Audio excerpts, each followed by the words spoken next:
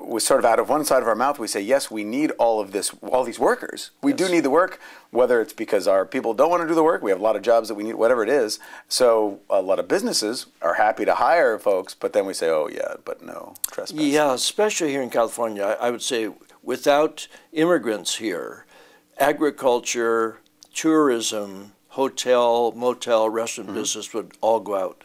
They just end. Right. Because in most of these jobs, they're minimum wage jobs, and no one else wants to do this kind of thing. Nobody wants to go out and pick peaches and apricots and strawberries down on your hands and knees all day. They just won't do it. Right. So we rely on these people.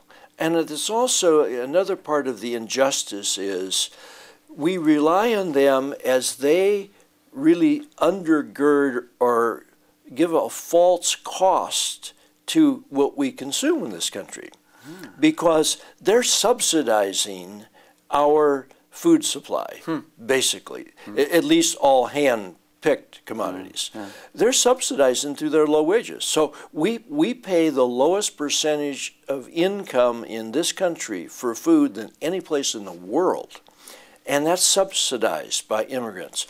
And what we need to do is to find a way to secure the rights of everyone. We need to have secure borders. Everybody agrees with that. But we have 6 borders.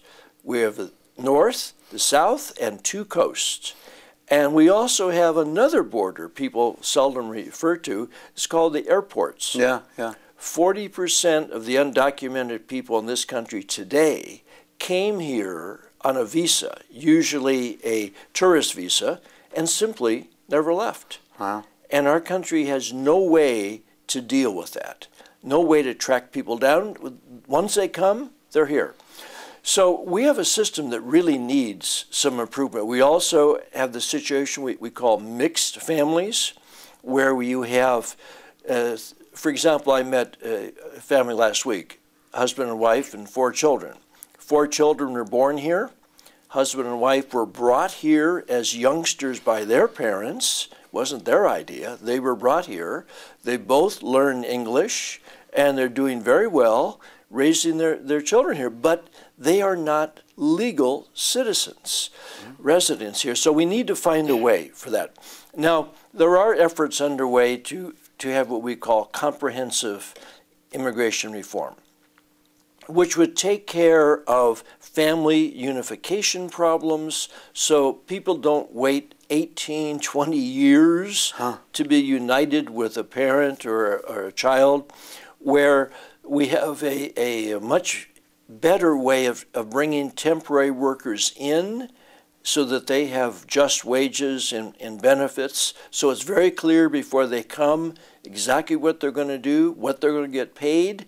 And in fact, the Secretary of Labor, Secretary Solis, just approved recently a new rule and regulation for what we call the H-2-1A group, which means for the first time their rights will be protected. But we have this other large group of about 10 million people here who are here without documentation, and they're helping to build up our country. They're in the shadows. They're not going home.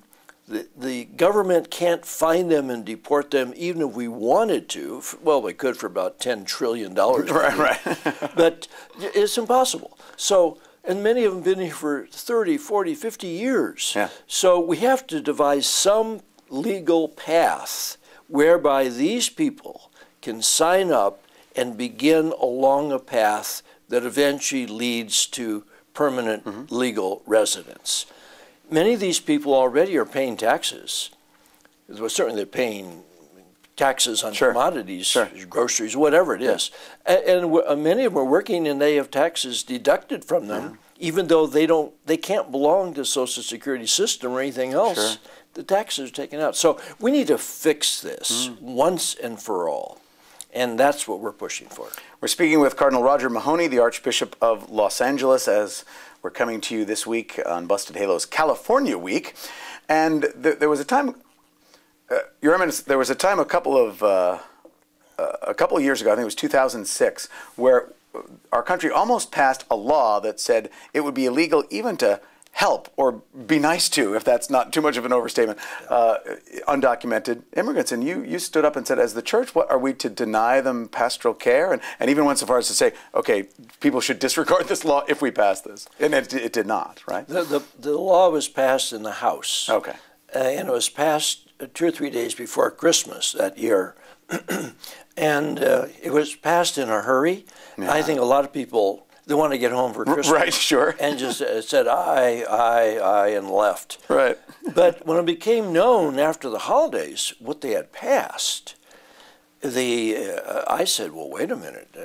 We're not doing that here. And I said, I'll tell all of our priests and everybody in ministry and service here that we're not going to follow this. Because if you took that law as it was written to its extreme absurdity, it would mean that you'd have to have somebody checking ID in the line for Holy Communion. Oh, my. Yeah. I mean, it's that crazy. Right, right. And for example, it said, if you transport an undocumented person, even a short distance, that's a felony. Mm-hmm. We, in many of our parishes and our centers, we transport people who are sick down to one of our Knights of Malta clinics. Yeah. We take them down in a van. That's a felony. Wow. I said, we're not doing this. I said, this is nuts. Yeah. Well, actually, and it was Congressman Sensenbrenner who came up with this law, this bill.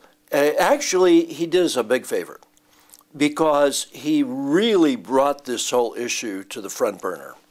And I have to say that President Bush was one of our strongest supporters for comprehensive immigration reform. Mm-hmm. Having been the governor of Texas, he knew very well that we had to have some system that works, and we didn't have. Mm-hmm. And the President Obama is also very much committed to this.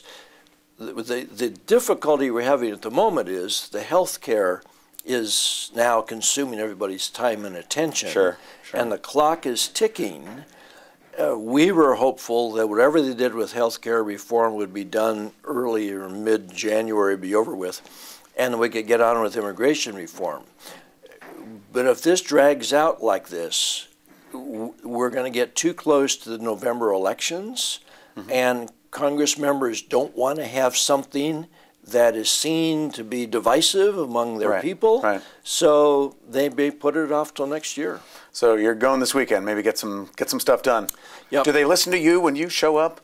Well, no, they listen to the church. Okay. They respect the church because we have been there consistently. Yeah. We have no prejudice against this group or that group. We're there for everyone, and we will always be there for everyone.